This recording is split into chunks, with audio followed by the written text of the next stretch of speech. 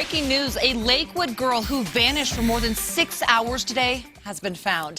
And a news conference is expected any minute now. Denver 7 reporter Mark Boyle is live in Lakewood. And Mark, there are still a lot of questions. What took place today? That's right. Steve Davis with Lakewood Police is talking right now. Let's listen in. We did at that last news conference. However, I can tell you that the interviews are continuing. Our detectives are trying to nail down details. But right now she is telling us that she was in fact abducted. The only description that she's given us of a possible suspect is a white or Hispanic male in his 20s or 30s dressed all in black. We have absolutely no vehicle description to go on as of yet. She has no recollection of how she ended up at the Walmart store on Wadsworth, so we're trying to work on that too. But right now I had hoped to have, a lot more to go on, but right now those interviews still are continuing, and I think at some point there will be, hopefully a medical exam. If not, we'll have to go with what we can get verbally from her. So I'll sure try to answer any questions that you have, given that. Yeah, she says she was abducted. Was she abducted on her way to school? Where was she abducted? No, I should be very clear here that none of this happened at school. This was out in front of her house on West Dakota Drive. She was preparing to go to school, and it's also my understanding that she usually rides with her brother to school. He, in fact, left later thinking that she got another ride from somebody else, so he went on to school. Have you heard back from anybody at Walmart and any of the detectives there in terms of whether she was disoriented, if she knew where she was exactly, or if she was anything like that?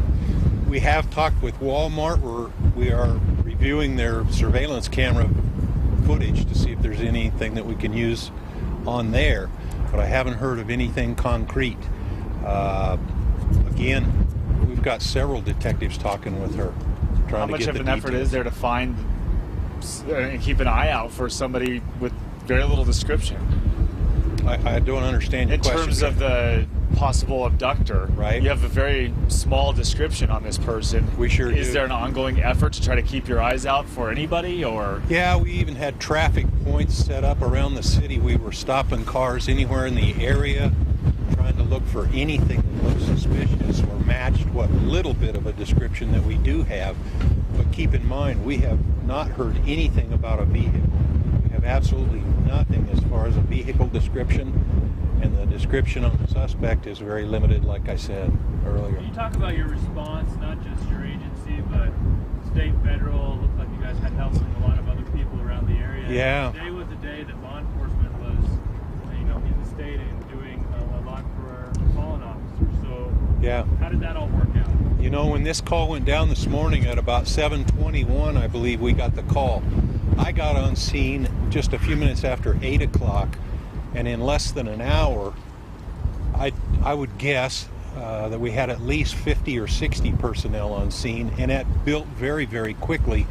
We had people coming from Jeffco Sheriff's Office, the FBI, Wheat Ridge Police Department. I mean, just many, many law enforcement agencies. The district attorney's office was there. And at the height of this, probably an hour to an hour and a half after we got the call, I'd say it's safe to say we had well over a couple hundred people involved in this, both at the scene, working back at their respective departments on information. CBI was assisting us immediately with looking at her cell phone that we did find in the park. So we had a tremendous amount of manpower and resources that we had tapped into in a matter of probably 90 minutes. So earlier today you mentioned I'm sorry. She been checked out medically. Has she been checked out medically at all? She has not gone through a medical examination yet. I'm sure that'll be offered to her when we get done interviewing her. Has she indicated that she lost consciousness? Is that what you can remember? She's indicating that she has no idea how she ended up at Walmart. There was never anything said about losing consciousness. That's all I can tell you. That's what we're hearing. Steve, as part of the interview process, can you say whether or not she's saying beyond the abduction, was she assaulted in any type of way, anything like that? She indicates that she was assaulted. So far, like I said, we have not done a medical examination to gather any evidence that might help us corroborate that.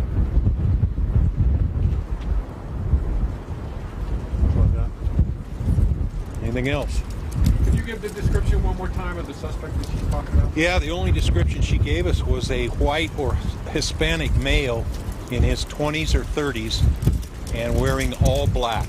That's just about the only thing she's given us. Nothing about facial hair or the way the hair was done? Nothing on weight, nothing on All right, height. that is Steve Davis there That's from just about Lakewood it. Police giving an update. Now, again, this 15-year-old victim now says she was abducted outside her house and was assaulted. Didn't know how she got to the Walmart, which is about 4 miles away. Now, first and foremost here, we are not releasing her name right now because she is a minor and she is a victim of a crime. So we're not going to continue to report her name or use her photo. But a big question here, how did she get over to that Walmart? Now, this all started about 7:30 this morning again, as you may have heard Steve Davis there talk about when police say she went from her outside her house. Her brother typically picks her up from school, but when he got there, all he found was her backpack outside the house. Police say that he usually drives her there and just couldn't find her, but police say her mother and brother then started calling police and looking for her.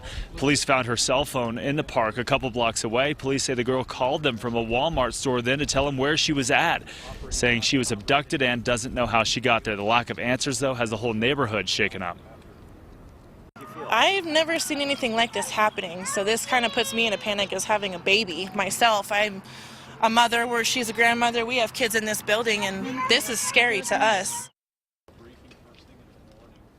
Again, police continue to question her here at the police headquarters. She has not undergone a medical exam, however, saying that she was assaulted in some way. Steve Davis says that's almost a certainty that that will come. We'll, of course, continue to follow this and have the very latest for you in our later shows. I'm Mark Boyle, live at Lakewood Police Headquarters. Back to you.